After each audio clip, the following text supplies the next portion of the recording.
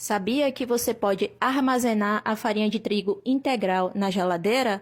Se onde você mora a temperatura estiver por volta de 30 graus, a sua cozinha for muito mais quente que isso, você pode colocar essa farinha num pote com tampa e levar ou para o freezer ou para a geladeira. No freezer ela não congela, fica fresquinha e a validade dela no freezer ou na geladeira é muito maior.